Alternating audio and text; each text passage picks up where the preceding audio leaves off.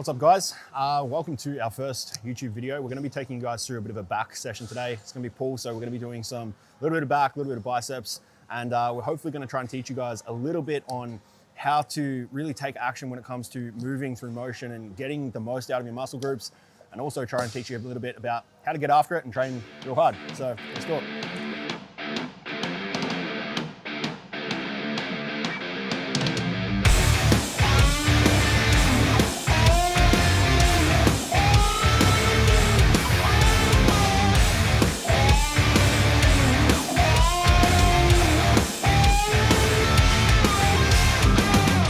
We're going to get Pat to be set up in a position here that is essentially slightly elevated from his shoulder position. What we're really trying to do here is emphasize the ability to depress that shoulder blade. Really allows us to line up with the lat fibers a bit better and get a bit of a better line of pull as well. So you see here that Pat is got a higher position here. He's got an underhand position, and that's going to really allow him to align with those lat fibers and really get a really good contraction. Kind of feel like your lat's grabbing. That's when you know you got it right.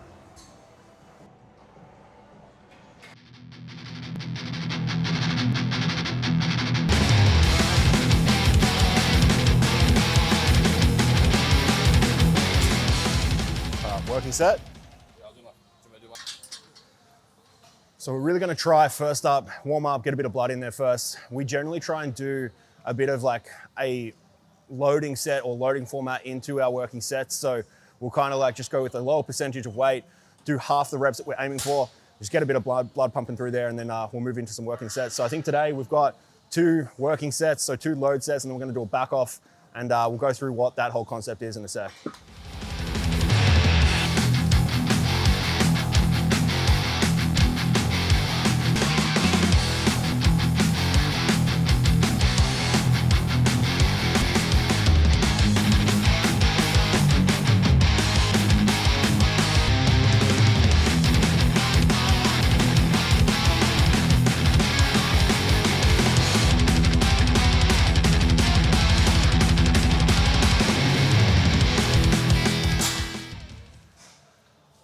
So when most people set up for a row, they will be more inclined to think about the elbow doing the work. See, most people will kind of go into any back day thinking that the more further they can get their elbow back, the more back activation they're going to get. It's not really true in this regard. Our lats doesn't go past. So when we look at getting his elbow super far back, the further it goes back, the more we start to tilt the shoulder forward, and it kind of goes against what you're trying to do by getting that lat super short. So what we want to try to do is focus on just getting that elbow into that hip pocket, and really try and drive that rib cage down so you're not overextending as well. As I said, we've got 2 working sets. You'll see here that our volume across this whole session is pretty low. The way we can get away with doing that is by keeping intensity super high. So work rate has to be up. You have to be getting pretty close to that fail point for all sets. So one thing people struggle with a lot is when they're rowing, they let a lot of their shoulder come all the way forward, which takes a lot of tension off the lat. So what we're doing here is keeping the shoulder back and trying to drive the elbow back and down to keep tension through the lat here and keep it short.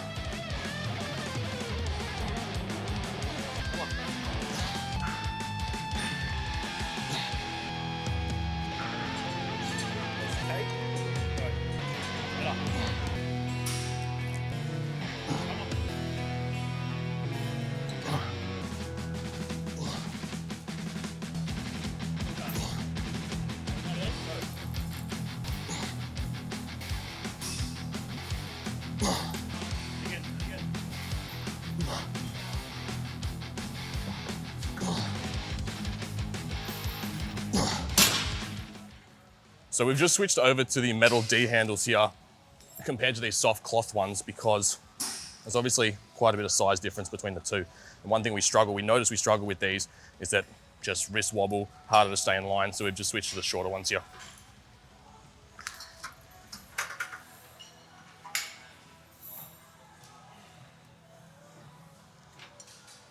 Come on.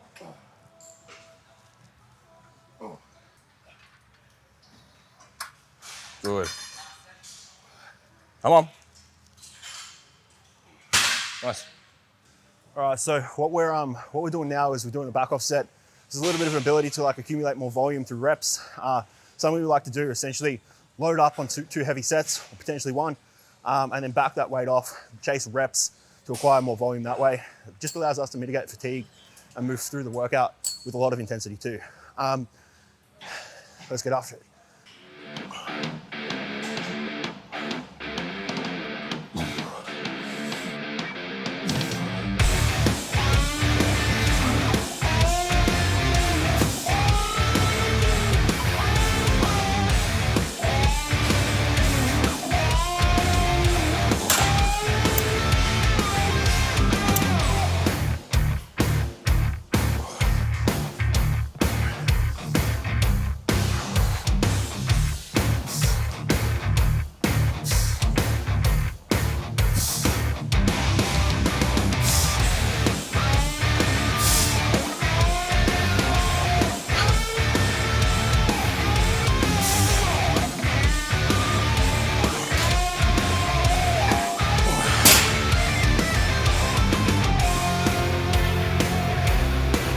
That's it for that, yeah?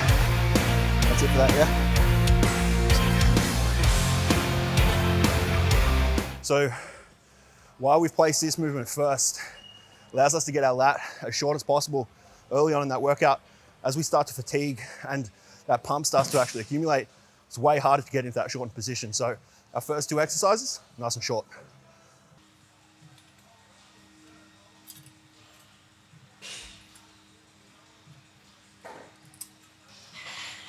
So we've got Rhys here doing a more of a less single arm lat pull down here.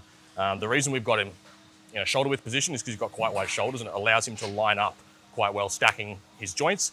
His elbows are moving down and forward because it allows him to contract his lats properly. But also the movement aligns with the lat fibers really, really well. Come on. How'd that feel? Better? So you'll see here, we have a very different setup for Pat. As Pat mentioned for myself, I've got quite wide shoulders, so I can afford to do this bilaterally, whereas Pat, not as wide, and he lacks that ability to externally rotate to align with those fibers in a bilateral position. So we've got him doing a unilateral pull. It's not the ideal situation.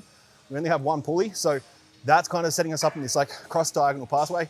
Not the best pathway to like line up with these lat fibers, but it is the best we can do in this situation. So you see Pat's just really trying to drive that elbow forward, not trying to focus on pulling back into those upper back fibers, and just really trying to make sure that keeps every portion of tension in the lat.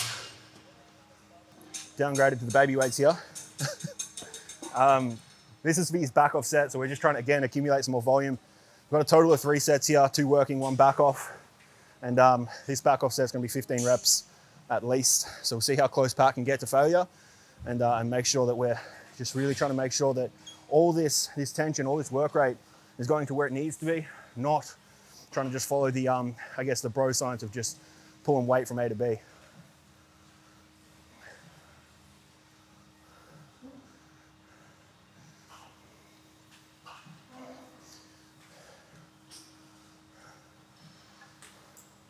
Come on.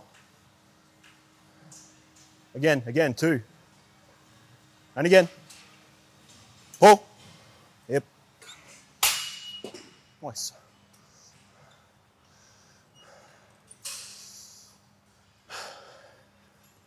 You'll see here as well, Pat's like, because we have this single arm pulley, or this single pulley rather, he is trying to scoot to that side to try and make sure that lines up a bit better than what it normally would.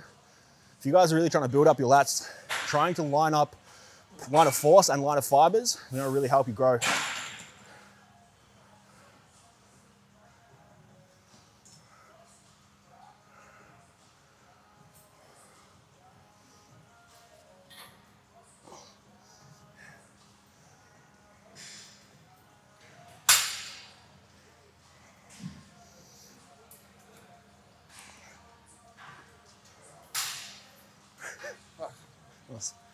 So we're moving into a semi-pronated row here. This in most cases is going to be a little bit more of like a global stimulus, not specific directly to the lat. However, we are going to try and make sure that we still keep the lats nice and tight, not going too far past that midline, so we can keep it as isolated to the lats as possible. You will see Pat really try and depress this down and not try and take the load through his upper middle back. There will be a little bit, but we're just trying to mitigate it as much as possible.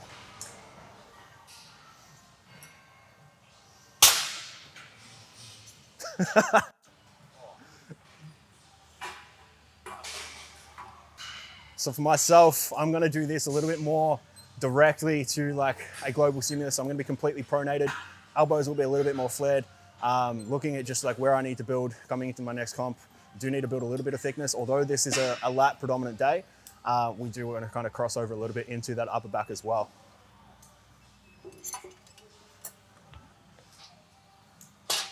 Why are you using, what's with the weight? There's nothing.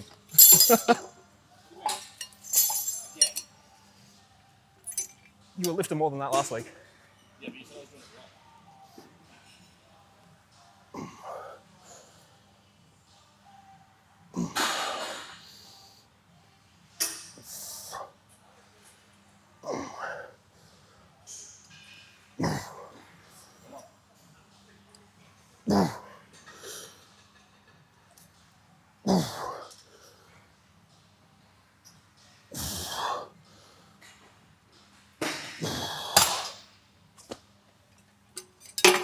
Oh, look.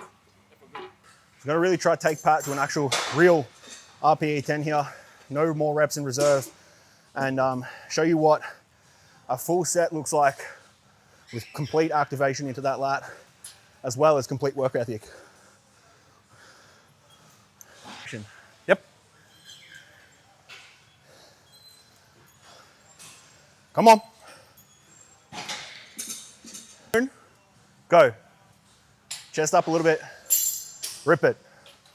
There's three, come on. Come on.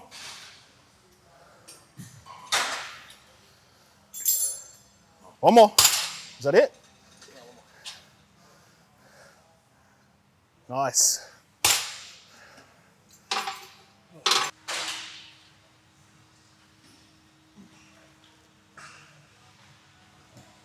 more aggressive on the way up. Let's go. Good. Come on.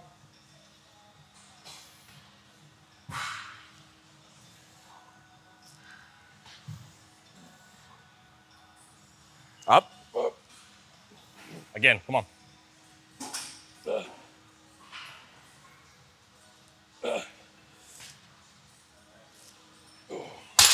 Well done. Good shit. All right, so we've just come over here to a single arm hammer row. We've just finished up on those pronated rows over there on the cables. Being so late into this workout, we are now trying to overload the lat in that lengthened position so we can kind of prioritize where it's already strong in that resistance profile. With this machine, as you can see, when Pat lifts this up, it's gonna kind of come in and out of an arc of gravity, which means it drops off on that tension on the top portion of that motion. So when it comes into that shortened position, there's really not that much load. So we're not taking that muscle to a place where it's not comfortable being this late in the workout. Also just allows us to just really focus on a high-end work rate and get some really good weight acquisition here. So Pat can kind of like show off how strong he is or is not. We'll see.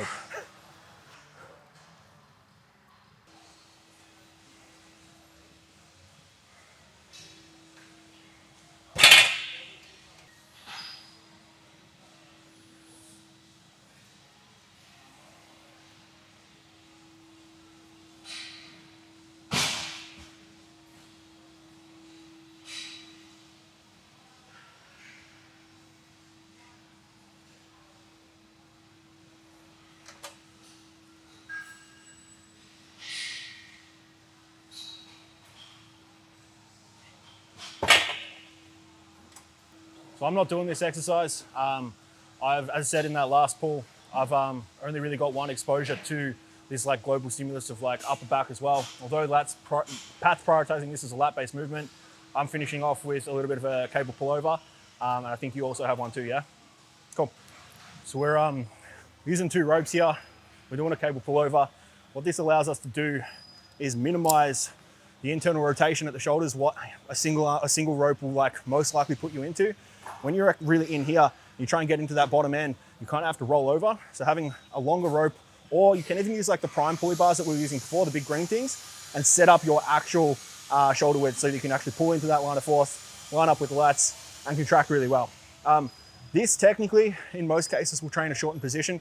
However, because it is like such an externally stabilized movement, far into the end of the workout, also have a high capacity for work rate, we can put it here because it's not like the stimulus to fatigue ratio here is pretty low. Because Pat has the 2 ropes, as saying, he can kind of go past that midline and actually pull a little bit deeper in what he normally would if he only had that 1 rope. So Pat can actually afford to stand up a little bit taller. Stand up a bit, there you go. Pull from there.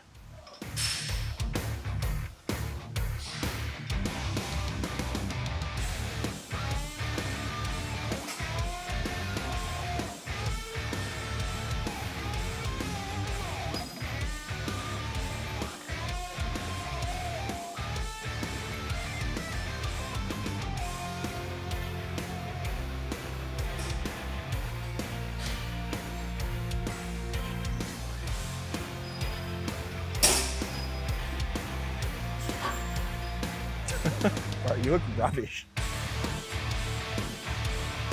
How's that?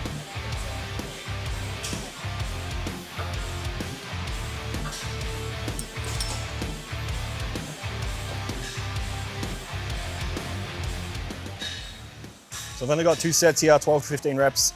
I think across this whole workout, we've only got like an average, I think it's 16, 17 sets across the whole workout. So we are trying to really try and keep tension where it needs to go, intensity pretty high, get close to failure with pretty much everything we do. And this is no exception to the rule.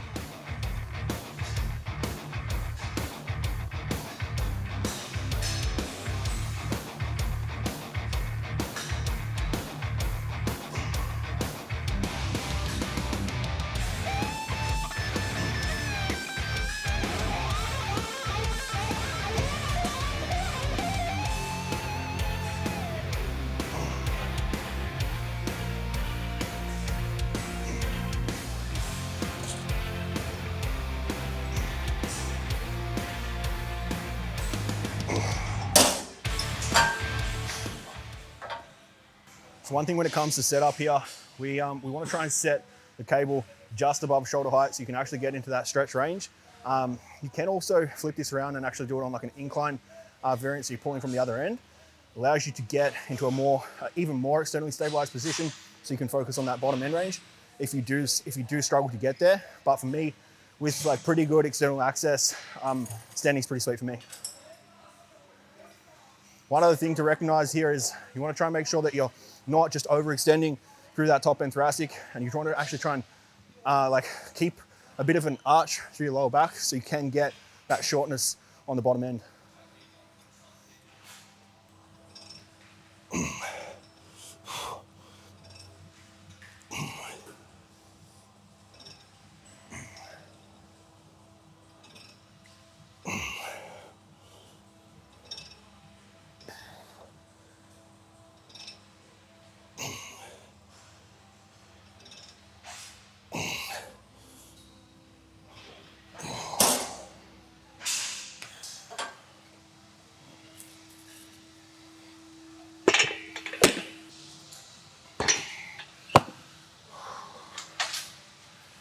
All right, so we're finishing off here with an overloaded lengthened position, similar to what Pat did over there with the hammer row.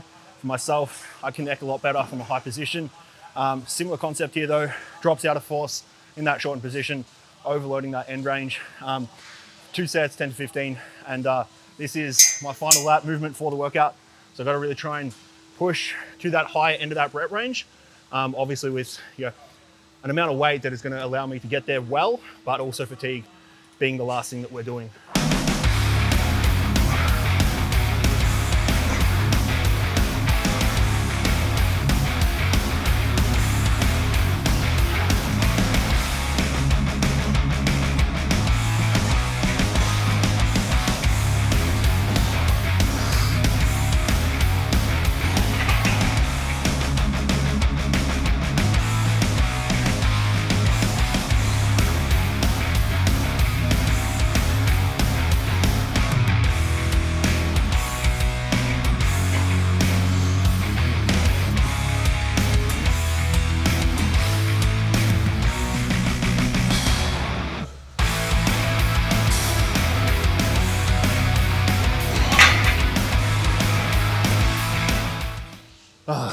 That's back day. I'm gonna move into a little bit of biceps now, finish off.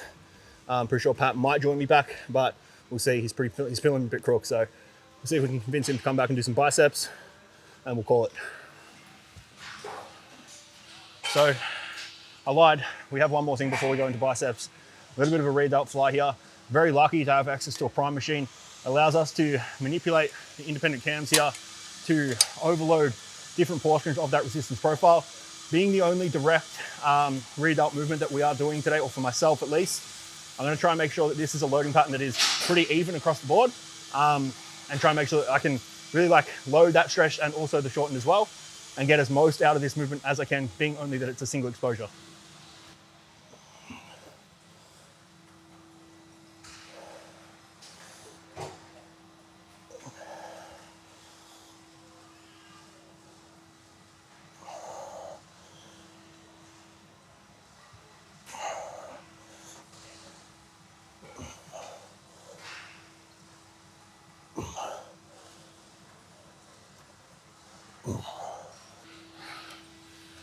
One thing you'll see here is I'm really trying to stay leant forward and protract my shoulder blade, so like roll over. See a lot of people when they do this, they end up just kind of like clap their hands behind their back. We're trying to get their scapulas, their shoulder blades to like pull back. You gotta think like that upper back musculature is a lot bigger muscle and it's gonna be a lot stronger as well. So if you start pulling back into these ranges, you're really taking away tension from your rear delt and putting it elsewhere. A little bit inefficient.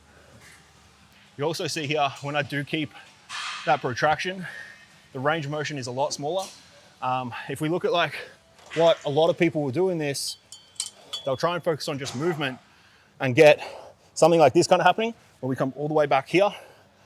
While yes, you might feel more. Like I said, you're taking away from where that target muscle, or where the target portion of this movement is trying to actually hit. So just trying to think about like active range rather than full range. You get a lot more out of it. Let's move on to biceps. Yeah. All right, finishing up, we've got a little bit of preacher curl. Again, super lucky to have prime. Being the only bicep exercise that I'll be doing today, I'm gonna be loading it up in the shortened position, so it is at its hardest in its contracted place. For me, my biceps are super over dominant, so I really need to put them in a place where they're not strong, so I can actually get more out of it. Because if I do this in a lengthened place, I'll be doing the full stack and pretty much have no fatigue. So let's just kind of go through it. I think I've only got 3 sets here. Actually, might even be 2. I'll double check, but finishing it up, just touching up on the biceps, and then we're done.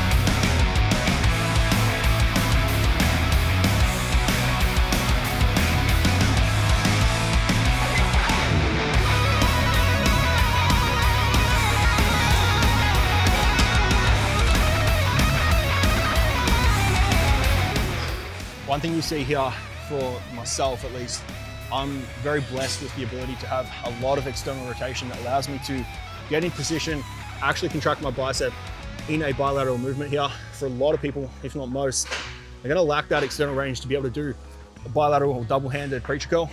If that's like, kind of sounds like you, that when you do a bicep curl in a preacher curl position, you load the shit out of your forearm, just kind of swing on over to a single arm position.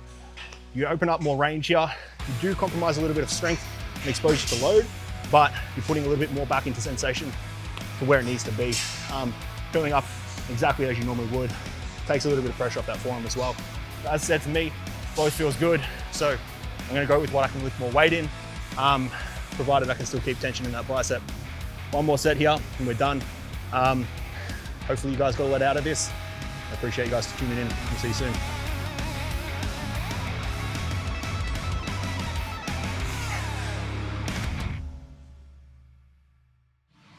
What's up, guys? Obviously, that's backed. I'm not saying what's up, fuck that. All right, that's back. We're done. Ran into Sam here, who is our newest coach. So she's going to be taking clients from Jan 1st, I think. Is that correct? Yeah, Jan 1st. So if you guys are interested, we do have limited spots available, obviously, to work with us. We all are pretty at capacity, except for Sam. So anyone that does want to work with us, we're ready to take you in January if you want to say anything. I'm just super excited to be jumping on board the Lionstone team. Obviously being an athlete for Lionstone for the past 3 years, it's good to convert to being a coach. I know the ins and outs of the business, and I'm just ready and excited to bring on some girls and show them the ropes of the gym, which is really exciting. As I said, we've tried to do our best today to kind of give you guys a bit of a run through on how to set up through, I guess, a good back session, how to program adequately. Pat kind of had to tap out early because he looks a bit fucked. He's a bit worse for wear at the moment. Not feeling good. So Not feeling good yeah, at all. that's back day. Hope you guys enjoyed. Thank you. See you later. Bye.